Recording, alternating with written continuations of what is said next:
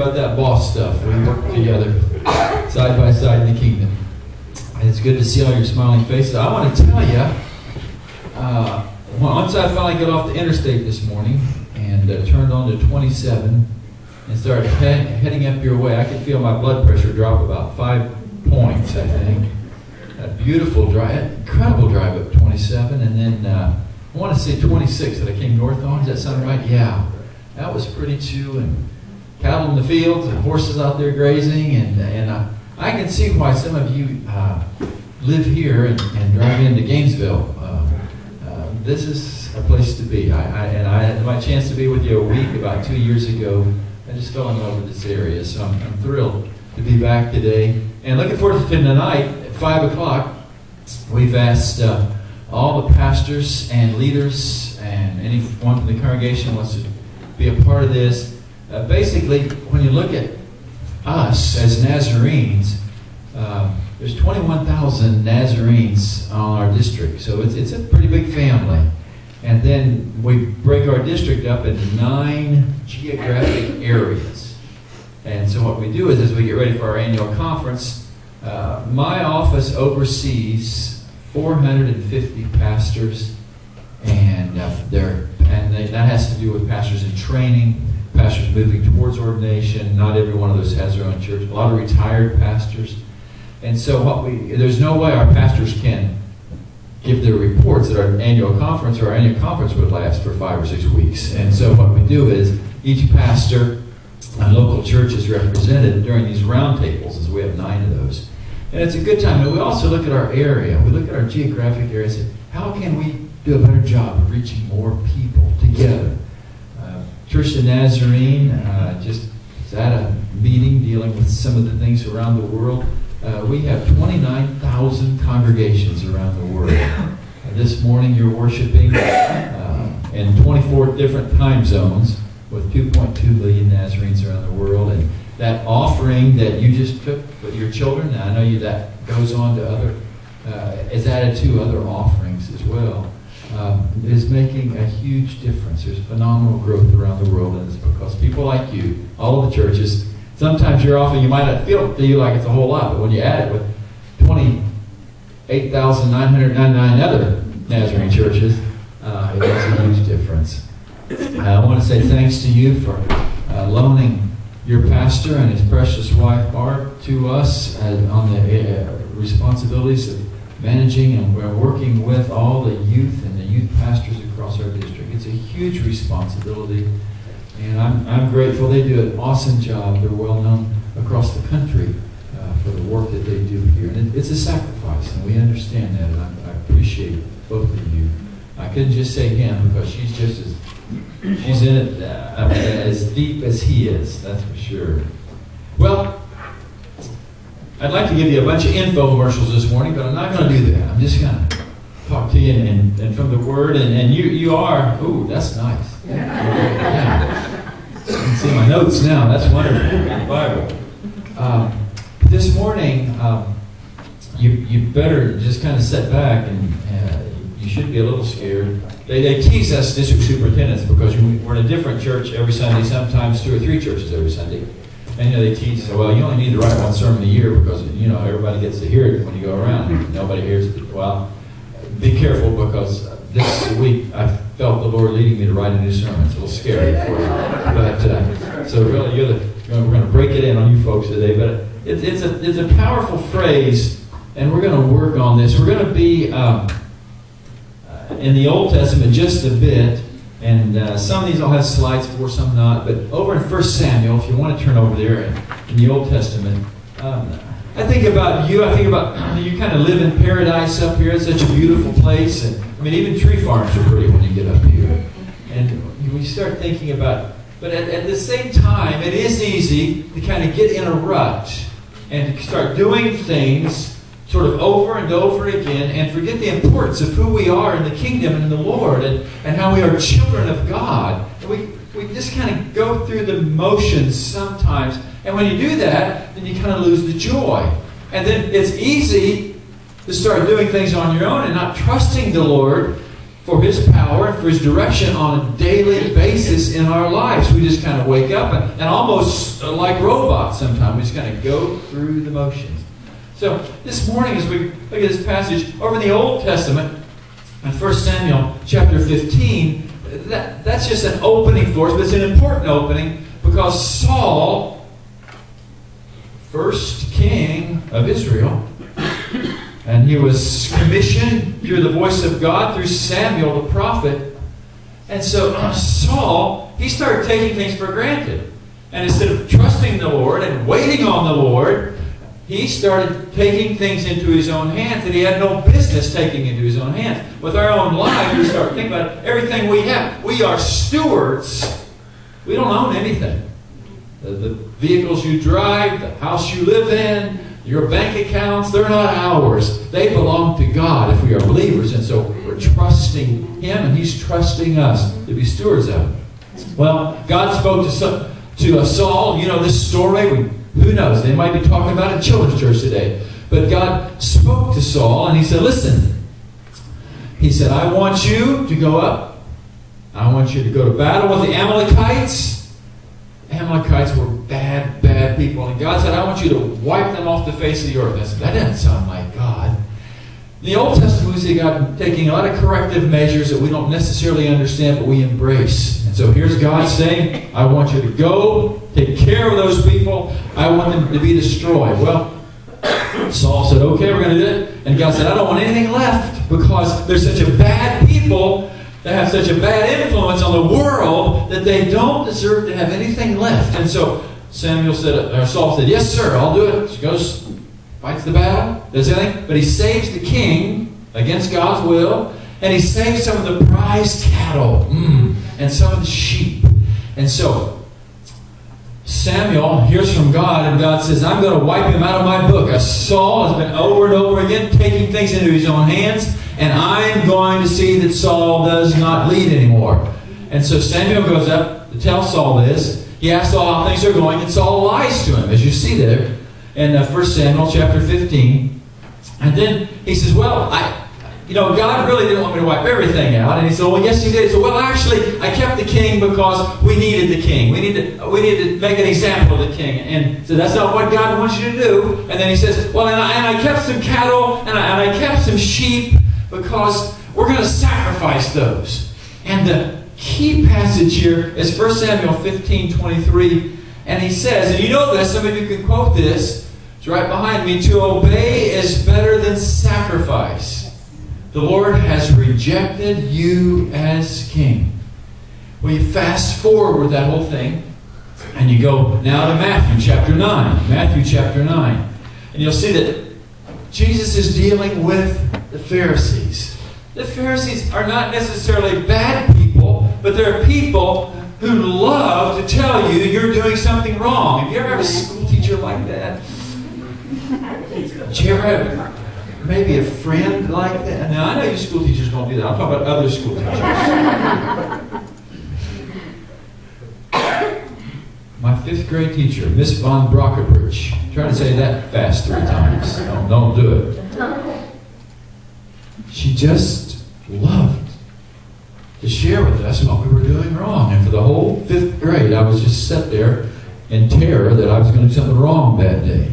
One day she had on this beautiful light skirt and sweater, and she walked by my desk, and I was just sitting there, but I had my pen just laying there right on the edge of my desk in my hand. And as she walked by, I was afraid I was going to do something wrong, and I did. But she walked by, there was a big blue mark on her skirt after she walked by my desk. Yeah, that was a tough day in the 5th grade. Well, the Pharisees loved this. They loved seeing Jesus do things He shouldn't do, that they thought He shouldn't do. And as you look at this passage, this is Matthew chapter 9, verse 9. As Jesus went on from there, He saw a man named Matthew sitting at the tax collector's booth. Follow me, He told him, as a tax collector. Follow me, He told him. And Matthew got up and followed him. At Matthew's house, many tax collectors and sinners came and ate with him and his disciples. The Pharisees asked, "Why does your teacher eat with tax collectors and sinners?" On hearing this, Jesus said, "It is not the healthy who need a doctor, but the sick." Amen. Verse number 13.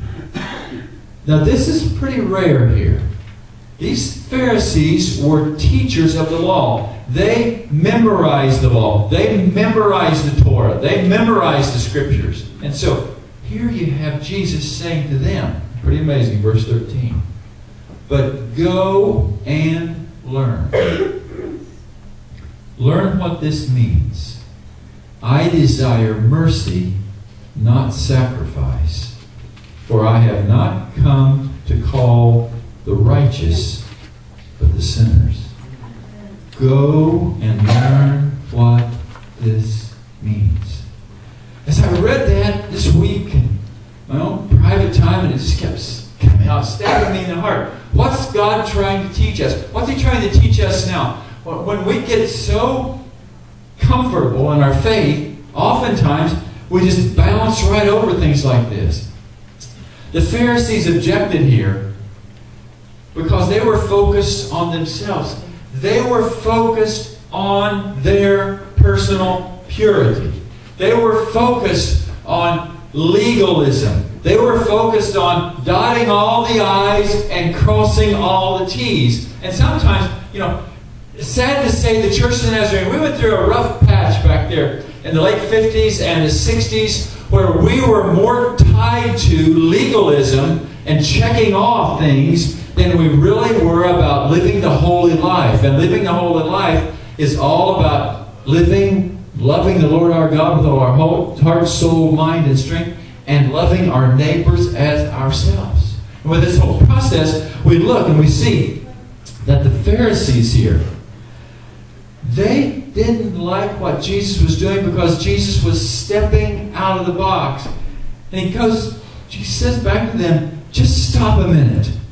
You've learned so much. Do you really know what it means that mercy is above sacrifice?" When you start thinking about sacrifice, now think about this with me.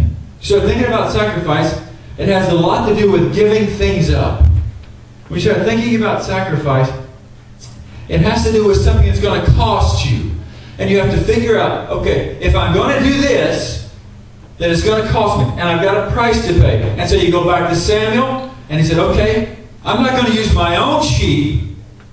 I'm not going to use my own cattle. I'm going to take the cattle that I was supposed to kill, just eliminate, and I'm going to use those, and mine are going to be fine. So you start bargaining with God. And then one of the great things, when Jesus got so mad in the temple, and he saw how the people were being taken advantage of. And so he starts turning the tables over, and the doves are flying everywhere, and the coins are flying everywhere. The problem with that was, it wasn't just that they were money changers in the temple. The problem was, when you traveled and you would take your family for these high holy days, for miles and miles, sleep along the road at night, and you go into Jerusalem, the great holy city, and you're excited because you got your children there, and you've brought this lamb all the way from home, and then the inspectors would look at your lamb, and they would say, oh, no. That lamb's not going to work here. It's not worth being sacrificed. But we happen to have from our herd a lamb that we will sell you, and you can sacrifice that lamb. And they barely got their money together to get there, and now, what are we going to do? Well, it just keeps on going.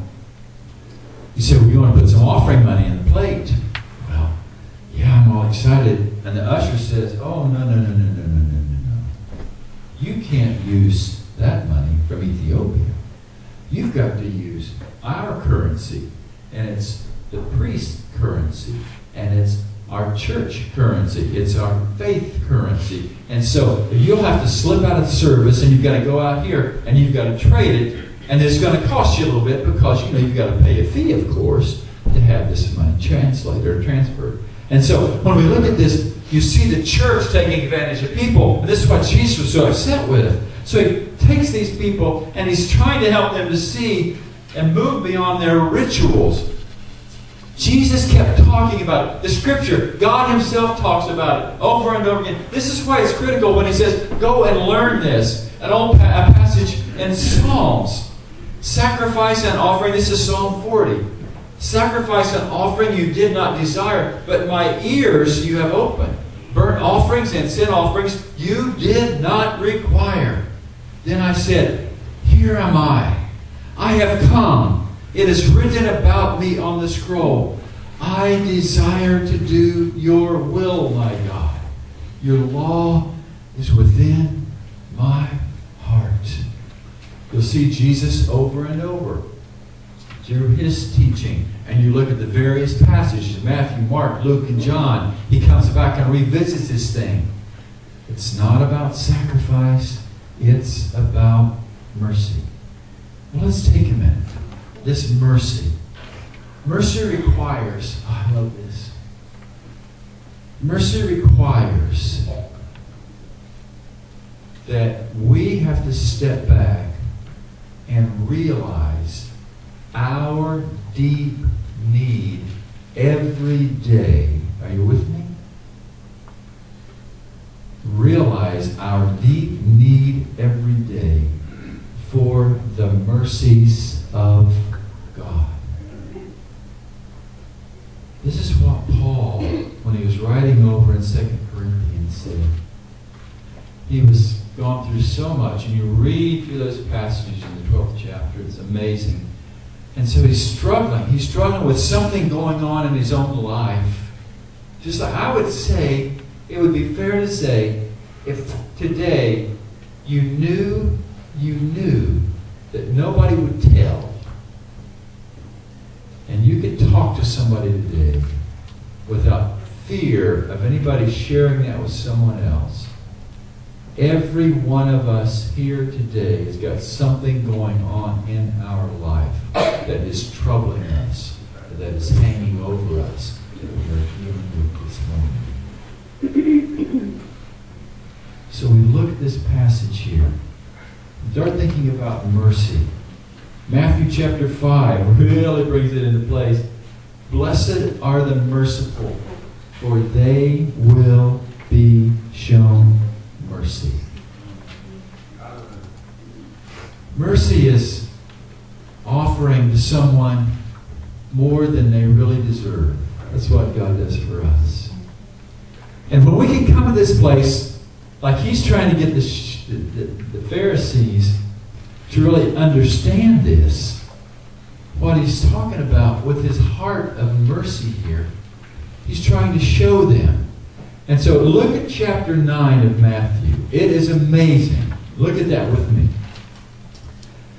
You start seeing, here's Jesus trying to make a difference, trying to open their eyes. It's not about sacrifice. Because, see, here the Pharisees are saying, my sacrifice is every day for 6, 8, 10 hours, I am studying the Scriptures. Every day I'm taking the Scriptures and I'm drinking them in and I'm learning them and I'm learning all the law, and I have the ability to tell you once you do something wrong why it's wrong and how you can get back in God's good graces. The Pharisees saw God as this great big being sitting on this throne just waiting for them to do something wrong so that He could pour out His wrath upon them. And Jesus comes, and with Him it's all about mercy. He takes a man who can't walk in verse number 9. He blesses him, heals him, forgives him of his sins. And the Pharisees are so mad they cannot see straight. Verse 8, get up, take your mat, and go home. Nobody ever said that to him before. And then he called Matthew. Look at this. It's all about mercy. Here's this tax collector. Everybody in town hated him. They didn't want anything to do with them. And you look at Matthew. And so, what's Jesus do? He goes home with him. He has dinner with him. He blesses him. He doesn't do just that. He welcomes him into the family. It's all about mercy. And Jesus is trying to show the disciples, mercy. It's about mercy. He wants the Pharisees to understand. Look at Jesus. Here's the little dead girl. I mean, this is all. Think about it. talk about a rich chapter. In the 9th chapter, it's about this little dead girl. And her father is a priest. He's a leader in the Jewish temple. And so he comes to Jesus. Now, Jesus, one that many people despised in the Jewish faith. And here, this leader, this little, things happen when our kids get sick. Amen. We can have all these rules, we can have all these laws in our home. Not going to do this, not going to go there. Now all of a sudden one of our kids are sick and everything changes. And so we've got this priest and he says, oh, my daughter's sick, I need help. What can I do? So Jesus said, I'm going to go. He drops what he's doing. And it's during this time, think about this, the little lady with an issue of blood for years and years and years, she can't stop hemorrhaging. Can you imagine what she must have looked like? White as a sheet. And she can't get to him. It's a wonderful story where she has to get down and kind of crawl somehow through the crowd. And as he walks by, she's able to thrust out her little bony hand and just touch the hem of his garment. Who touched me? He asked Peter. He wanted everybody to know. He turned around and looked. And he said, your faith has made you whole. He was on a mission. Her life was transformed. I mean, think about this. How many of you have gone to the doctor for 10 years and the doctor cannot help you? We got one of our pastors. I pray for him today. I pray for him often. He's in his late 30s. No, not even late. Middle 30s. In Jacksonville. You prayed for him here. His name is Abishai. It's a great Old Testament name. Abishai McDonald. 2 little kids. One's in the 1st grade. One's not in school yet. He was out visiting. Came home from visiting. This was before Christmas. Came home from visiting. He fell on the floor in the living room there. And his wife said, baby, what's wrong? He said, I don't know. I can't get up. And they called an ambulance and took him to the doctor. It was in Shands Hospital. And then some of the greatest doctors in the country worked with him there. Could not get feeling back in his legs. Did surgery on his spine. Still no feeling. Sent him over to Mayo Clinic. The doctors there can't find out. He's at home right now. No, he's at church right now preaching in a wheelchair today. Cannot move his legs. In his 30s. We don't understand this. And doctors, some of the greatest minds in the country, just look and scratch their head and say, we do not know what's wrong here. This man's going to keep going on. And keep praying for Pastor Abishai, will you? I am trusting, I am believing for a miracle in his life. And that's what we need. We look at this whole thing. The mercies of Jesus are hard on. But here, you've got Pastor Abishai today extending the mercies of Jesus to his congregation in the midst of what he's going through. Well, it goes on. And this little girl, Jesus raises her from the dead. And so you see children, older people, sick people. And then it doesn't stop there. A blind man, Jesus crying out to the Lord. And Jesus turns.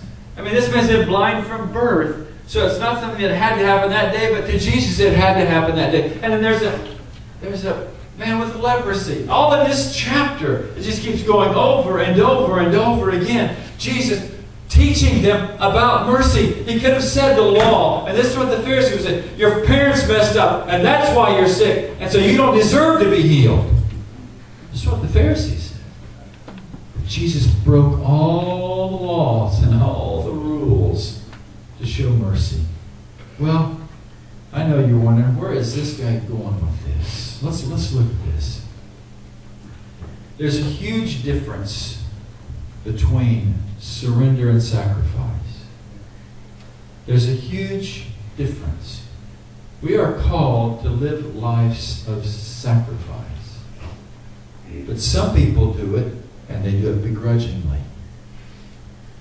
But some people do it, and they do it with a heart like they've gone and learned. And what I'm trying to do in my own life, this has been, and you know, this has been a revelation to me. It's embarrassing to say I've read the Bible since I was a little bitty boy, and this is the first time this has ever jumped out at me. So it's been all over me. I've been trying to understand it. I've always tried to understand this. This, hold on. Go and learn. I've read it, I don't know how many times. What was Jesus saying here? He's saying to us, you don't have it all down yet. Many of the things that we are doing, we're looking at as sacrifices. What are you talking about? prayer time in the morning. Is that a sacrifice when I'm praying for Abishai? Is it a sacrifice for this week? When I was laying in bed and I got a text that went out to about 10 or 12 other DSs and pastors from a fellow DS, and I won't tell you where, somewhere in the United States, whose wife has been very, very sick, bipolar. She doesn't know if she wants to be a pastor's wife anymore. I mean, this man's overseeing pastors and churches. She doesn't know if she wants to be married anymore. She doesn't know if she wants to be in the church. She doesn't know if she believes in God or not. I mean, think about this. Raised their kids. Their kids are raised. Both of them married. And this man's crying out. He said, please help me. Please pray for me. And then that moment that I have to look at that, oh, it says, here it is. It's time to go to bed, and I got to get up and pray for him. God help me in that very moment to look at that this man needs mercy right now. And I had a wonderful opportunity to find a passage of Scripture and text it right back to him. And I'm claiming this for you and for your wife, and trusting God for a change and for a miracle here. I mean, when you start looking about it, when you pray for people, and you have to be so careful, because we tell people we pray for them, and sometimes we never pray for them. Oh, I'll pray for you. Yes, I will. It's out of a heart of sacrifice. If I've got to put it on my list, maybe I will, maybe I won't. But if we allow the Lord to touch our heart at that moment, it's an act of mercy. Well, what? It's probably not like this here. Probably nobody has a controlling spouse. Someone that's sort of obsessively controlling. Probably not anybody. But what if there was somebody here that had a spouse like that? That when you came in, if you didn't take your shoes off, you'd hear about it. Wow.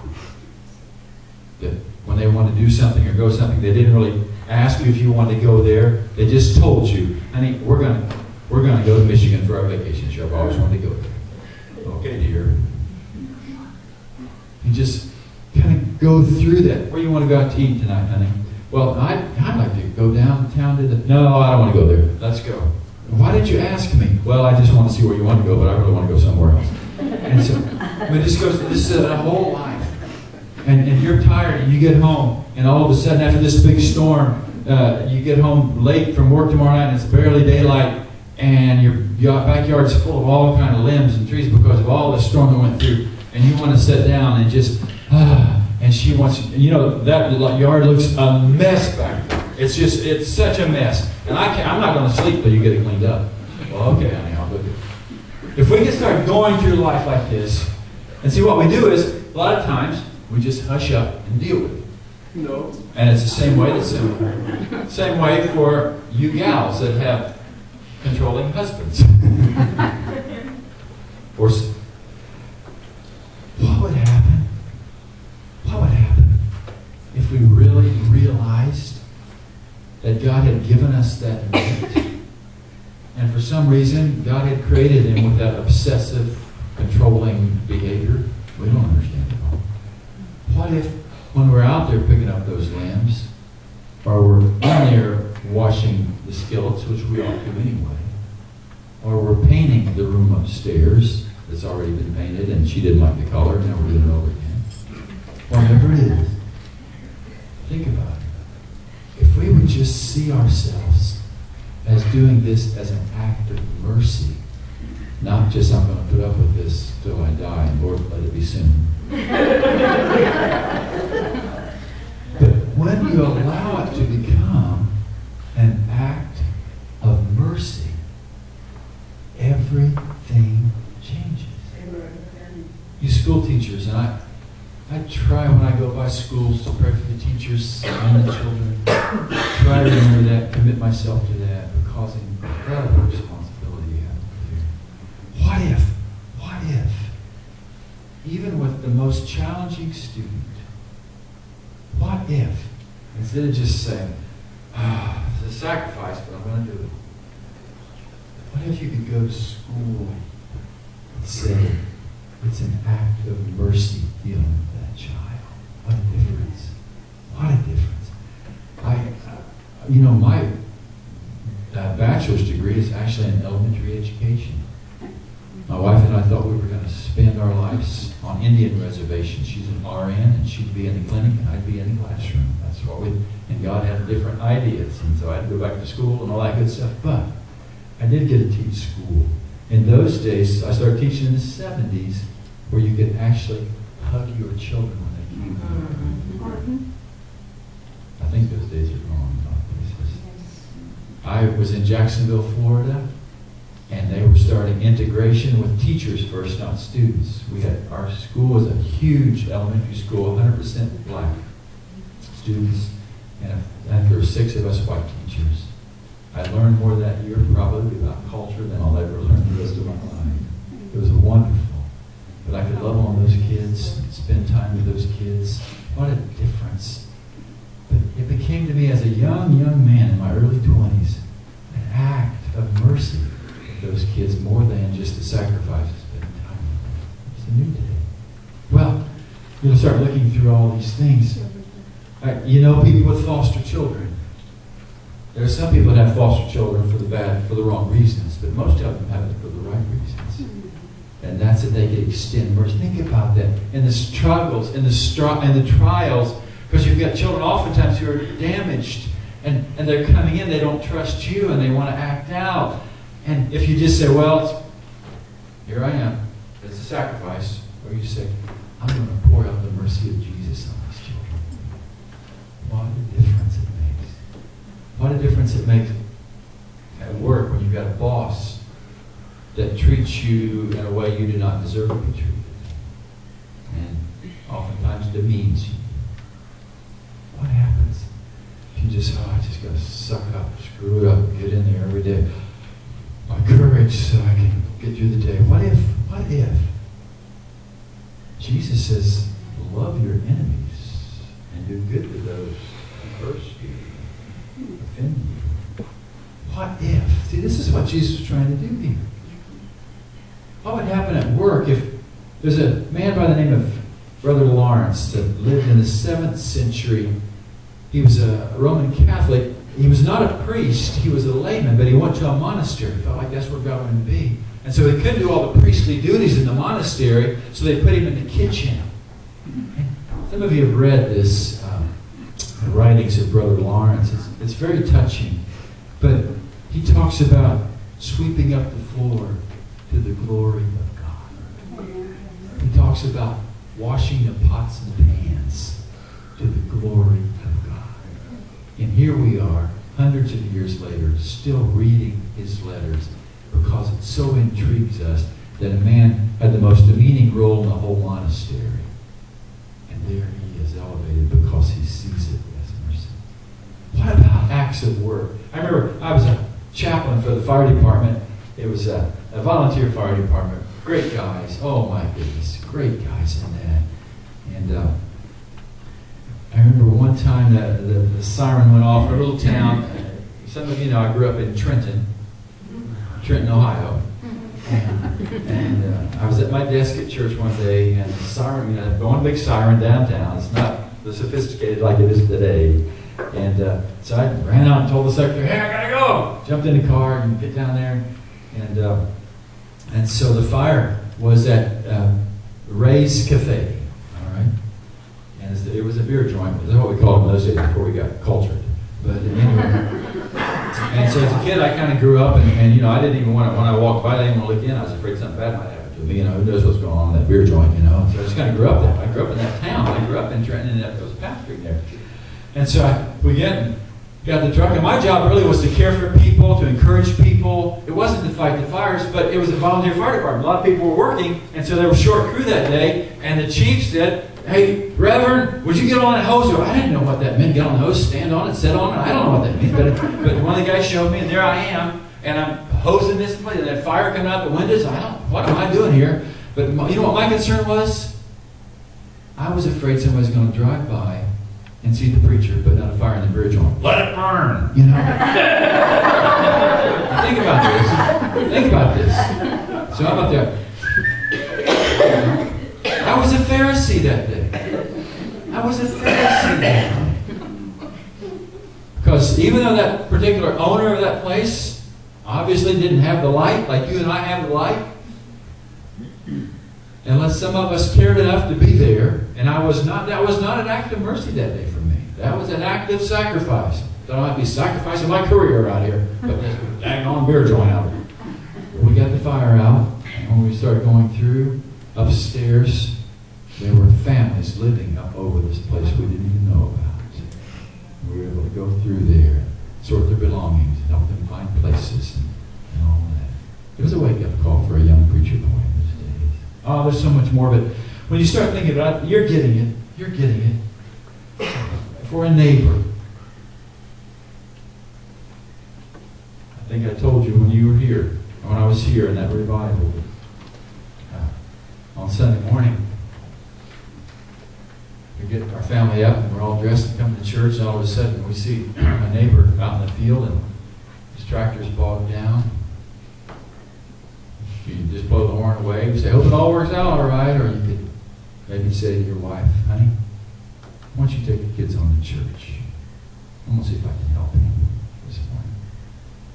And you probably did more at that moment for the kingdom and reaching out and touching somebody than you would sitting here, as important as this is. Because that morning, maybe the God that we serve was giving you another opportunity to do something, and an act of mercy rather than an act of sacrifice.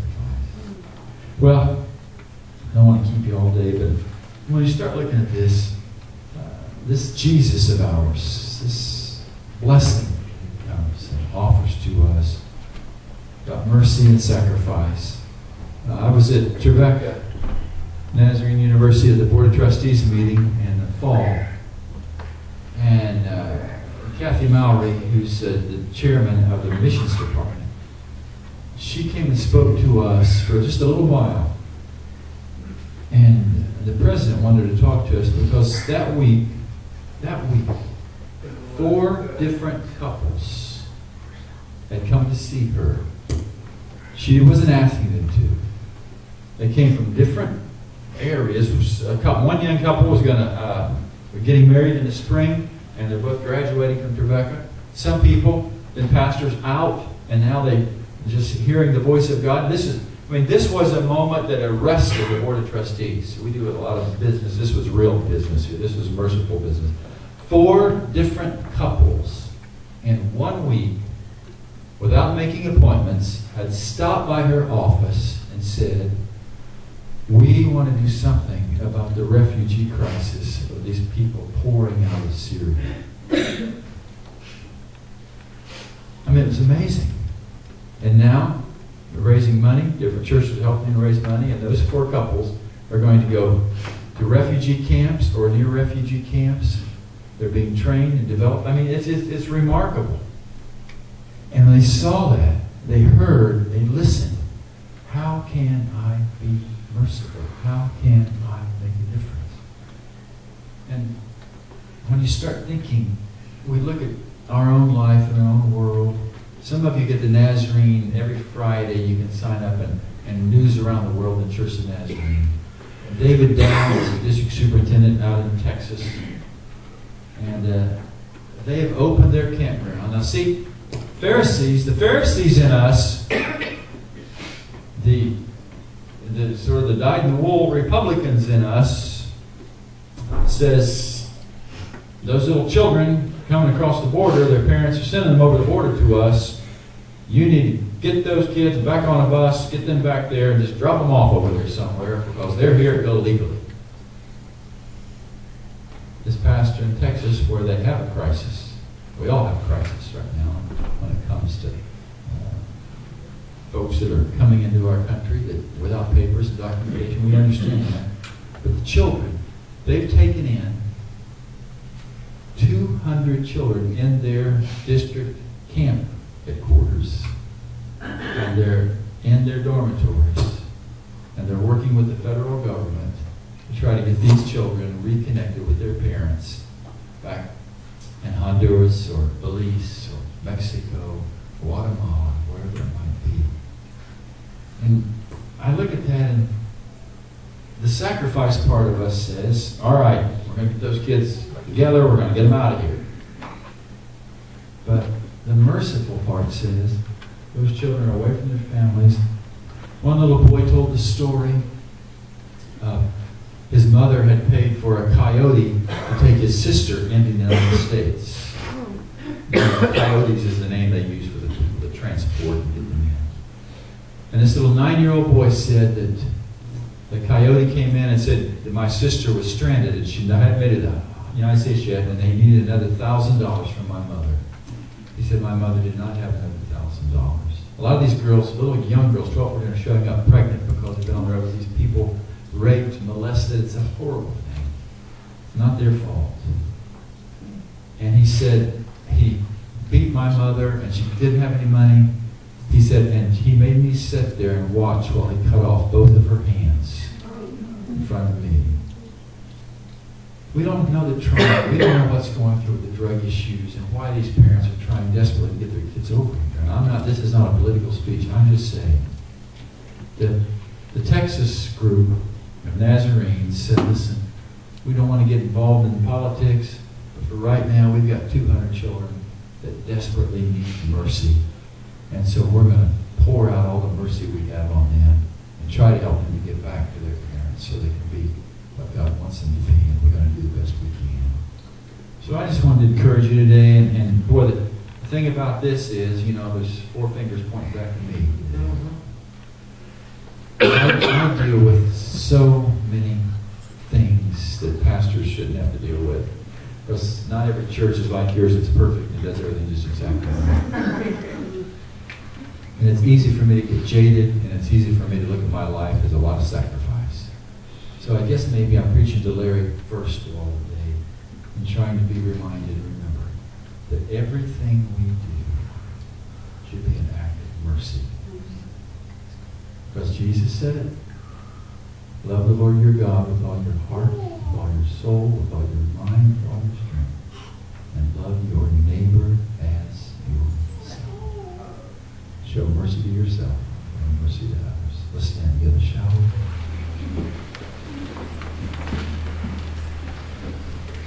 Tell you what we're going to do. I know that everybody has places to go, but I just sense this morning that maybe if it's one person, the Lord's spoken to you today. Maybe you're like me, and this has been convicting for me as I've been studying this. And I said this week, but it's been about 10, 12 days now that I've been working through this thing, trying to better understand it. And just maybe as JD begins to play, and there might be some of you that say, before I go, I just want to come down and let the Lord know that I want to be the person that He called me to be. I want to go and learn more about mercy and less about sacrifice. I want to be that merciful person. And maybe before you go, you just like to kneel here at the altar and say, yes, Lord, yes, I want to learn more about mercy. I want to follow your will and direction. So as we sing, as they play, whatever the 2 or 3 of you got to do, why don't you just slip out and let's just have a prayer together. Nobody's going to judge you, but if the Lord's speaking to your heart, why don't you just have a closing prayer around here, front, wherever it might be. Lord, teach me to be merciful in all that I do.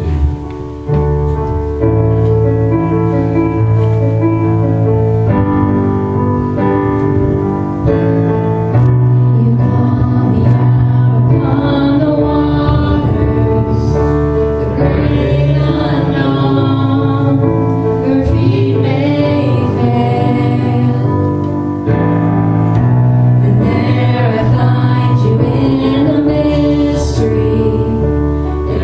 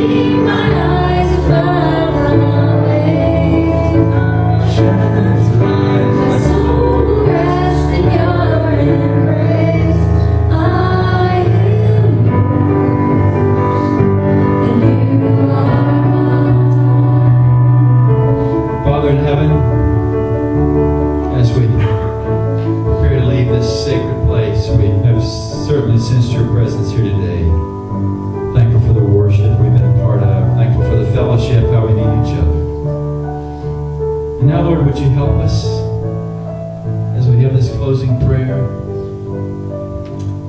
Let me ask you, friends, if you would like to, if you feel comfortable doing so, I'd encourage you to repeat after me as I pray this prayer, and just pray it together. Heavenly Father, please help me.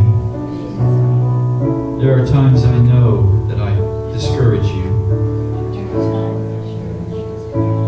And Lord, I want to be a blessing. So I ask you, help me, Lord, to be a blessing. Teach me more about mercy, Lord. Sacrifice wears me out, but mercy energizes me. So, Lord, whatever I do, whatever I say, may it bring glory to your name.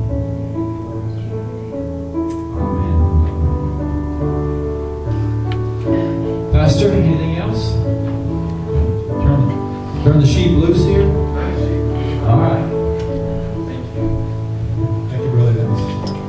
Thank you all for being here. God is really good, and I believe that God wants